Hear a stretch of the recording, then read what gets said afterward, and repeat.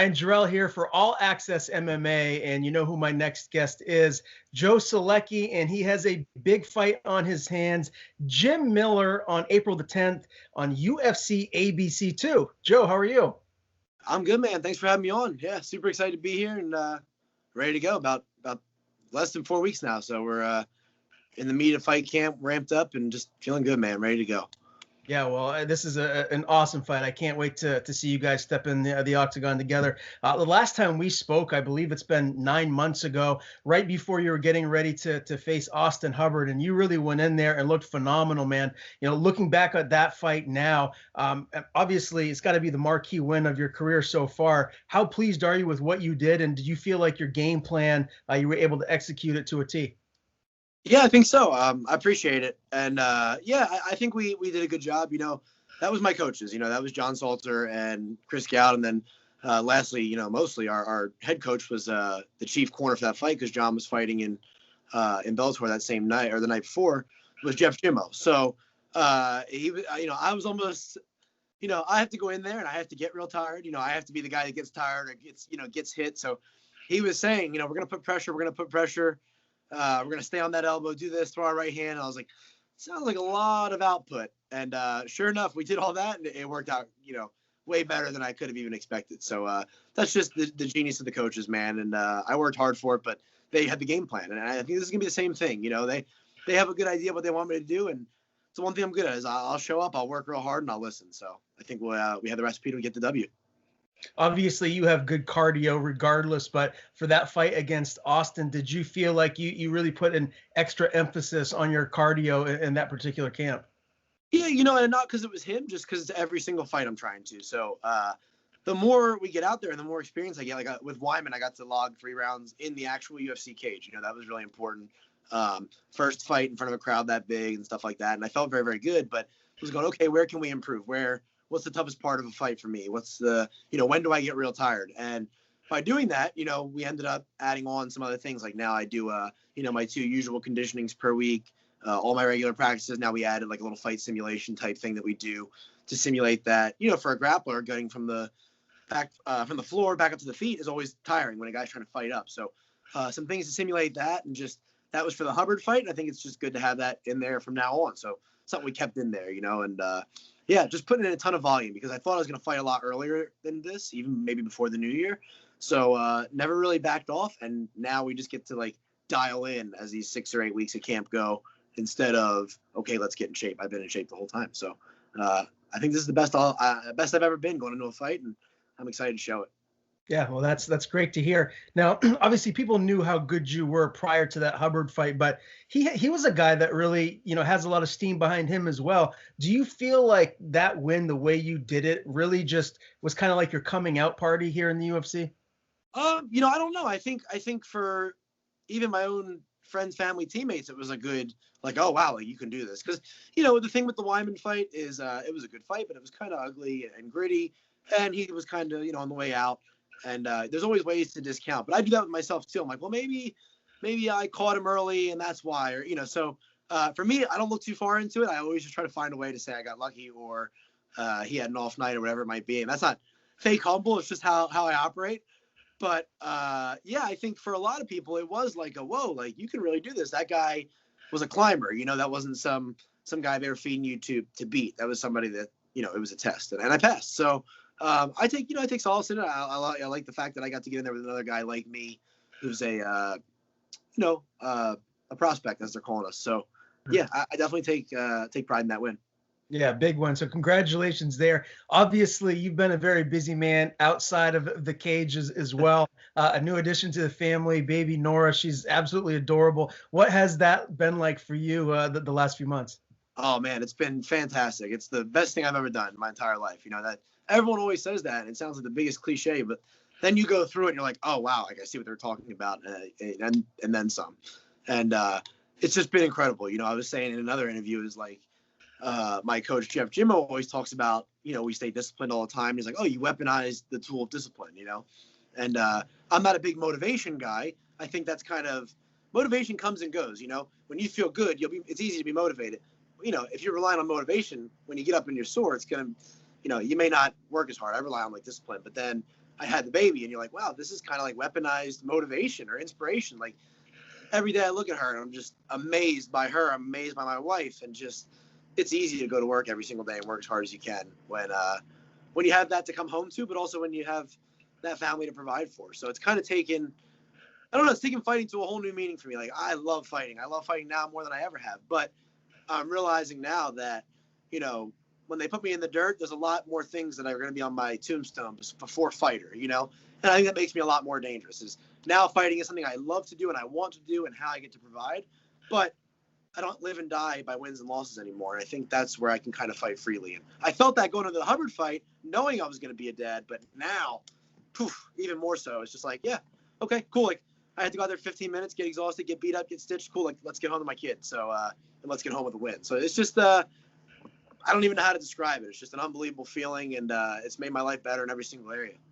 Yeah, well, congratulations again. Very happy for you and your lovely, family, your wife. I've told you before, I'm getting married later this year. When I remember watching you on Contender Series, my fiance Katie, she just really gravitated towards you guys just because of the love and emotion that she saw from your wife, Cage side. And it leads me to this question, because I got to admit, I'm a little bit nervous. She wants to have a kid immediately, and all my friends are talking about you get zero sleep. So what is that like for you, man? Are you sleeping? Like, do you feel refreshed when you go into training, or has that been affected? Yeah, I feel great, but I also hit the lotto. My kid is like an expert sleeper. So that first night in the hospital, we were up. They come in and wake you up, like I think every 2 hours, every 90 minutes, to give her a couple shots and to check on her and all that. And I was like, oh my gosh, like what have we done? Like I may never sleep again. And then after those first 2 nights there, when we got out on our own, I was like, this baby sleeps like 8 to 10 hours at a clip. So we hit the lotto with that. So I am not the guy to ask. She's not a great napper, but I really don't care. She sleeps through the night. Now, the thing that we have done that we've created a monster is she sleeps in my wife's arms and very little in her crib. But we're going to wait till camp ends to mess with that and crib train her, because she sleeps like a log, doesn't wake us up. And I have been super lucky. But also my wife's just like a rock star, because she does that. She gets up earlier than I do. I usually get up around 8 to 9 every day, depending on the workout we have. And my wife's up at like 5:45, 6 o'clock. So she's just been a superstar, and which today is actually our 3-year wedding anniversary. So we waited a little longer, about 2 years before we decided to have a kid. But yeah, 3 years together as married, and then 6 years total. We've been through so much. So I got to shout her out always, because she's just the best. And what was fun was like, she's always, when I'm getting ready for a fight and everything, like she's never in the corner, obviously. I'm not Mike Perry, but she's always like super supportive. We're in camp and she's like talking me off the ledge and all this stuff. And then the roles reversed, because I was in the room. You can only get one person during COVID, so it was just me and her in there, and the doctors and nurses. And the doctors and nurses were kind of hands off and like just coming in as needed. So like it was like cornering her in like an 8-hour fight. Like I was like giving her water and I just like pat her head like, hey, you got to breathe a little more. They want you to push till 10. I need you to hold that 10 a little longer. Like she was laughing. So it worked out. It was really, really cool. The roles were reversed and just made me respect her even more than I already did. So it's been really cool. But yeah, we have an expert sleeper, so not the guy for that. But it's made training camp more of the same of what I've had in the past. Thank goodness. I love the analogy. And you said today's your anniversary. Is that right? Yeah, 3 years ago today. Yeah, 3 years. That's the other thing. I can't stand that. People say you never get sleep. Okay, we broke the mold with that. But sometimes when you're about to get married, people are like, oh man, like, are you sure? It's like, dude, if you're with your best friend, like marriage is the best thing I've ever done in my entire life. Other than now be a father. Being in the UFC is pretty cool too. But 3 years today. It's been fantastic. So yeah. Well, happy anniversary. That's fantastic. I do see the drawback to all of this. I follow you on Instagram, is that you lost your best friend, your dog, to your baby. Now the dog has ditched you, right? And she just wants to be with the baby the whole time. Yeah, that's what we were worried about. We were worried they're gonna be jealous or like ignore her and all this stuff. And gosh, they're obsessed with it. Like they think it's their kid. So it took them like a month to figure out the pack order, and now like forget it. Like if I come home, like I'll drop her to daycare, go train. Come home, maybe my wife will get her from daycare some days instead of me. If I come home empty-handed without that car seat, they don't even care about me. They're just like, oh, cool. Get me when you have a baby, So, yeah, but hey, even better, because that's the other thing I can't stand. When people are like, oh, you're never going to love your dog when you have a kid. I love my dog even more, seeing how great they are with my kids. So, we got a cool dynamic going. It's been great. That's fantastic. Well, congrats on all your personal success outside of the cage. Let's talk about camp a little bit and how things have been. We've had a great training camp. It's been great. It's been more of the same and just ramping up as we go. So that's what's so easy about staying. This is my full-time job. So every single day I show up. The same amount of times I'm going to show up in camp. And like I said, maybe like we add in the fight simulation for 6 weeks, 8 weeks out, stuff like that. But other than that, we've been hitting it really hard. So I've been training with John and everybody here at Salty Dog Jiu-Jitsu, of course, my home base. And then my boxing coach, Chris Gowd, he's in Myrtle Beach. That's 90 minutes away. I go down there. Out of camp, I go down minimum 3 times a week to be with him to really work. I want to make sure I'm always getting better in all the areas where, I'm labeled as a grappler. I am a grappler. But so I'm making sure I'm working on my boxing extra every chance I get. So I'm down there 2 to 3 times a week in camp. And then we're going to Charlotte, Gastonia with our team at Gym O, with Jeff Jim O, just the genius coach that we have up there. So all in all, it's been more of the same this training camp and just dialing in even more. Every time I feel like we chip away at the diamond and know, like, okay, this is what I need to do. This is what I need to rest.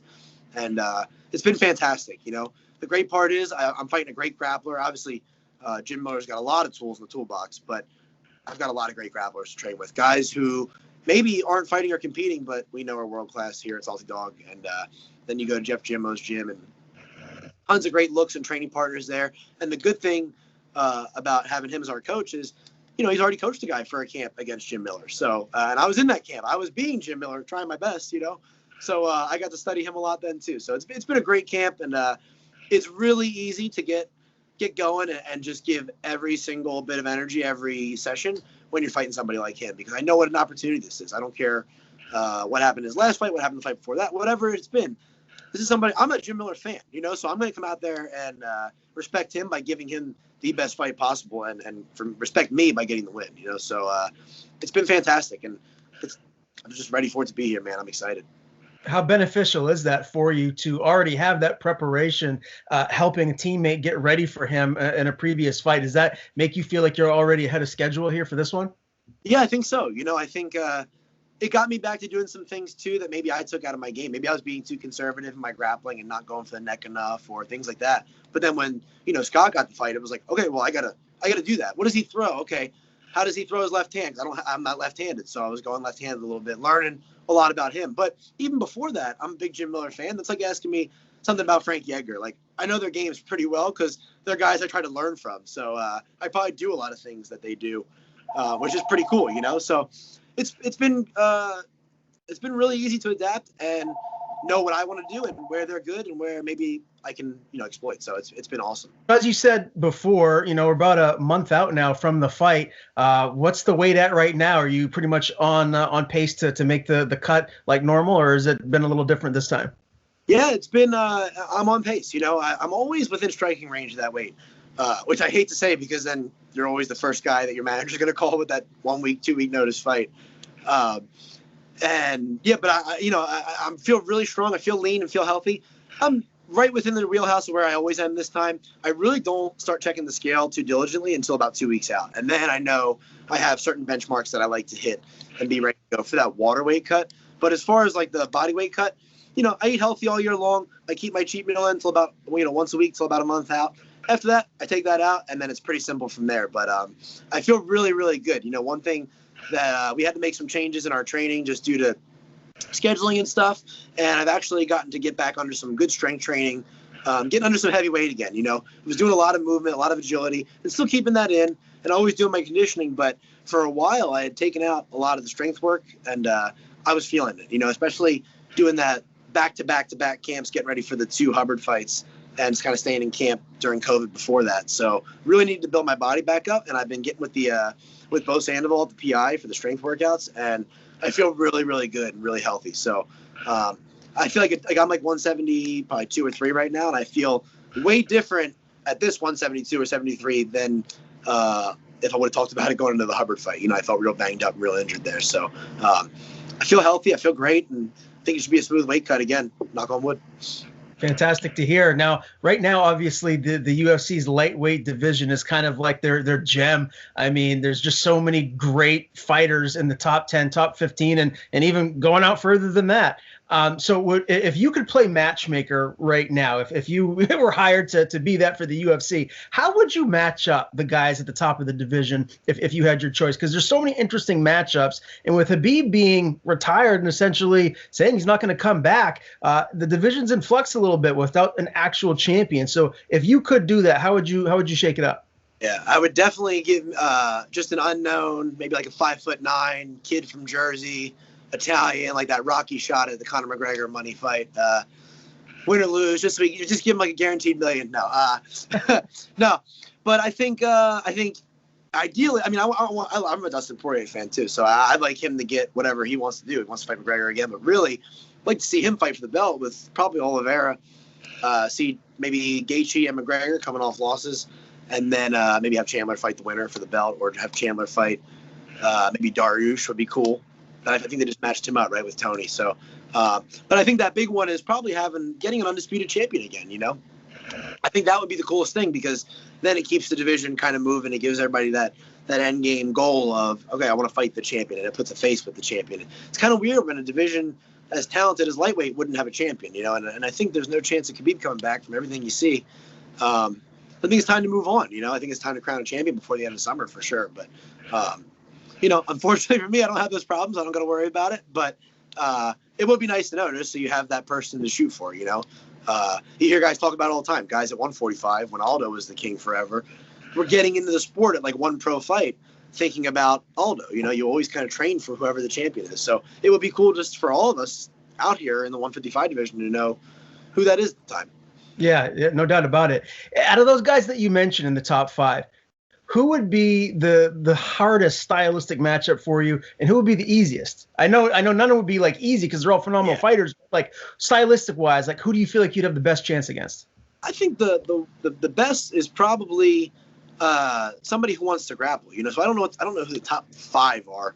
I don't know if Dariush is there. Like, he's a killer too. I really like him too. But like my coach was saying it about Michael Chandler, is how dangerous he is. But he's like, I also feel like there's like 50 of you that could win or lose against him on any given night, depending on, because he's a guy that keeps his head in the center, gets hit a lot, he leaves his neck out there, but he has some like tendencies that you could almost capitalize on, but also he'll either wrestle you to death or knock you out in a heartbeat. So somebody like that is always a fight where it's like, wow, okay. And I think everybody's going to think that McGregor's a good fight for them right now because he looked bad one night, or, you know, he got bested by just the best fighter in the world at our weight class right now that's active, which is Poirier.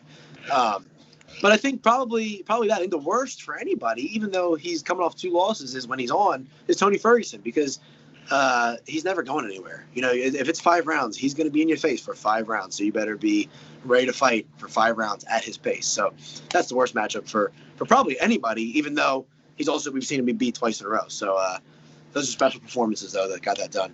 Yeah, no doubt about it. Regardless of who it is, everyone at the top of the division is a scary proposition for anybody. And then you got guys like yourself that are a little bit younger in the game that are climbing.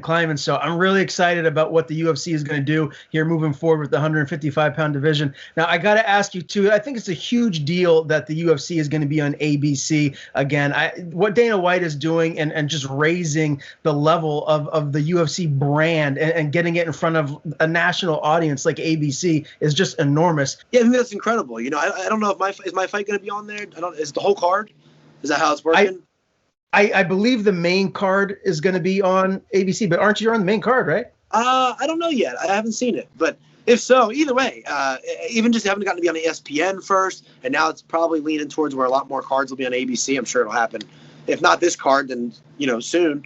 And it's awesome. I just think it's amazing where the sport's becoming less and less taboo. It's a mainstream sport, in my opinion, right now, you know, and being the first sport back, I think during the pandemic was huge. That probably elevated the sport more than anything. I think companies like ESPN, even though the UFC was already with them, are seeing the value in it. They're seeing like, oh, wow, we put this card with not that many, you know, even the card that I was on in August kind of fell apart last minute, and then, you know, was one of the weaker cards, but it gained so much traction as the fights went on because they were great performances. I think it peaked at just under 1 million views, you know, and I think being able to have those big outlets is huge for the fighters, and because ultimately, you know, we're all going to have to, except for a few select people in the sport, like McGregor, who made ridiculous money, even the champion stuff, are going to have to transition to other avenues in life after this. But having those stories of I fought on ABC, I fought on ESPN on the main card, or whatever it may be. It's going to be huge, like you said. And being able to, back in the day, you would have recorded on a VHS, but now you can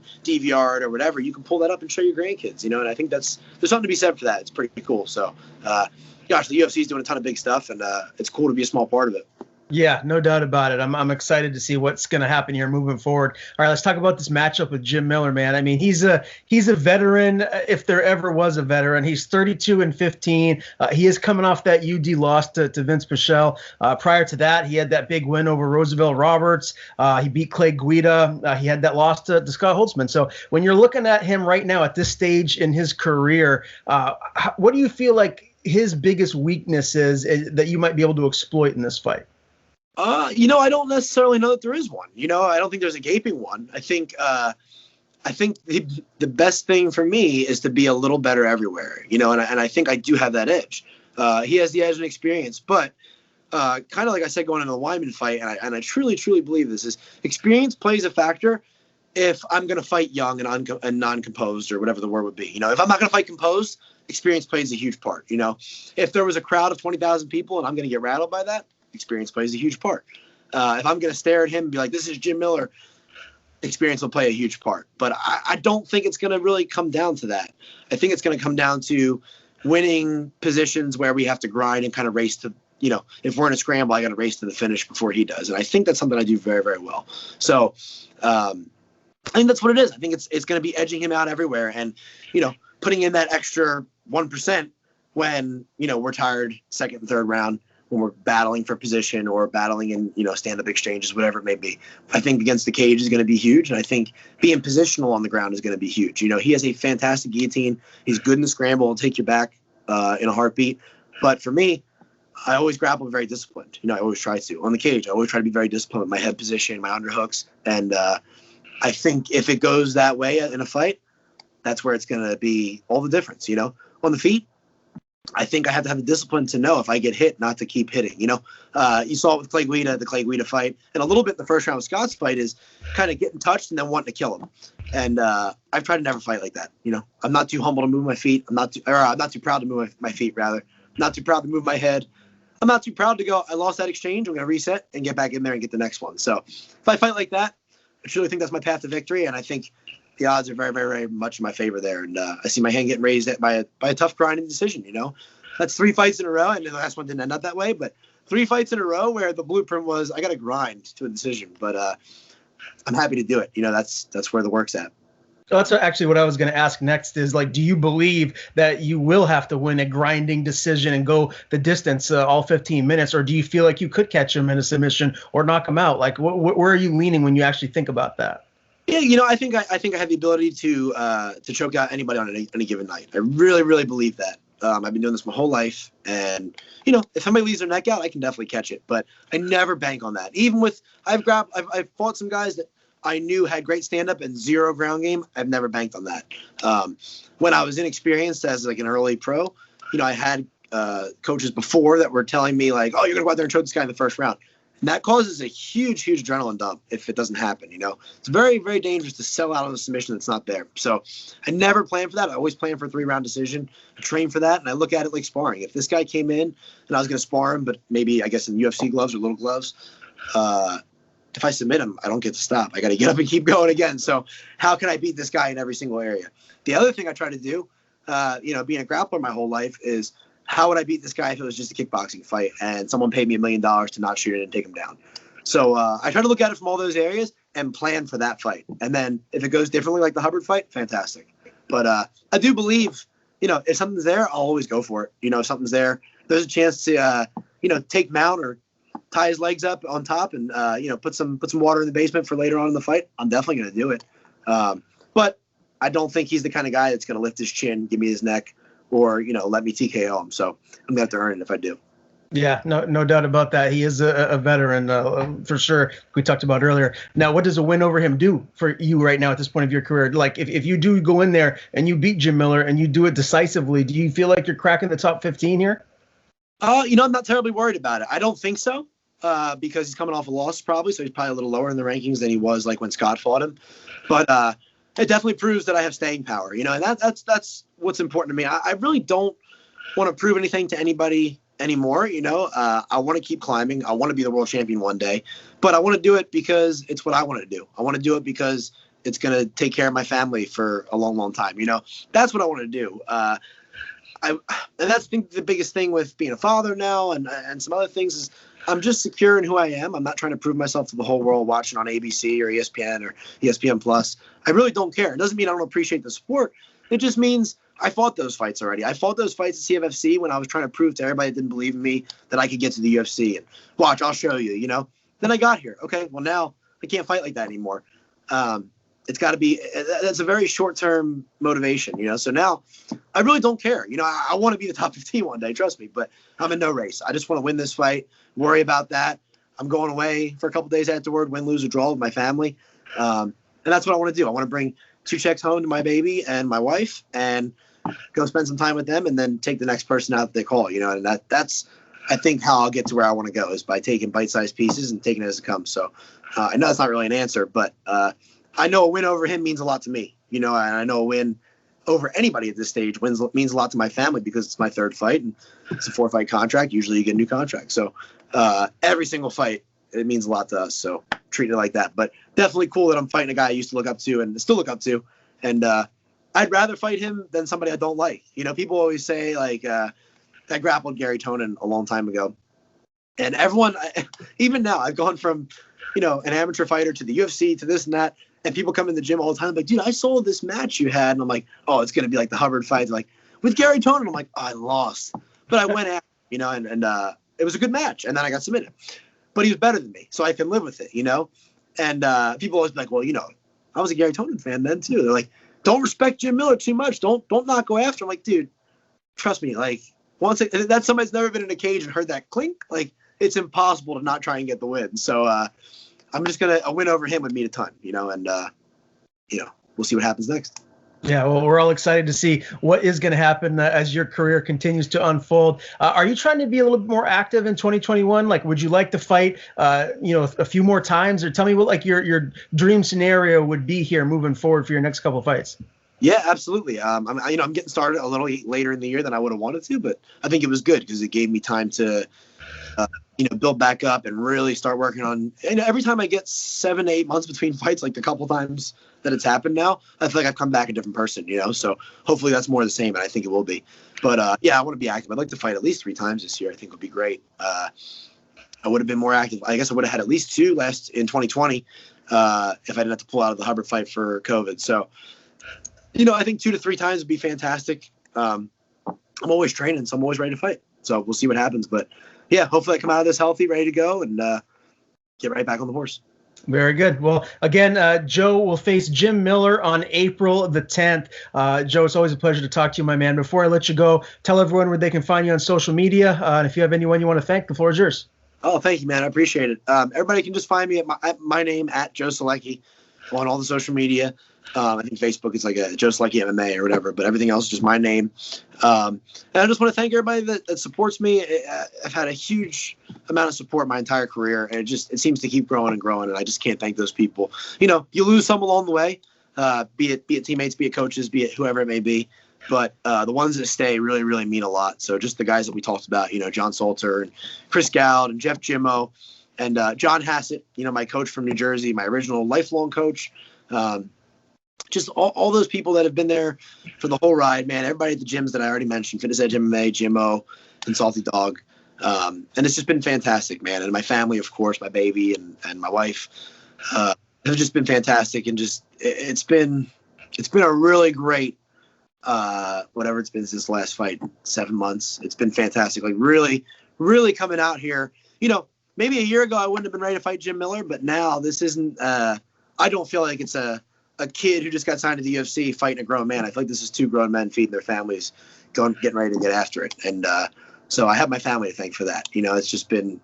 I feel like I feel like I've always been pretty mature, but I feel like I grew up in this sport overnight now. So just want to thank my family and man, everybody that supports me. Thank you for having me on, and just tune in April 10th. I'm really, really excited to put on a show and work as hard as I possibly can and just show what I've been working on for the last 8 months.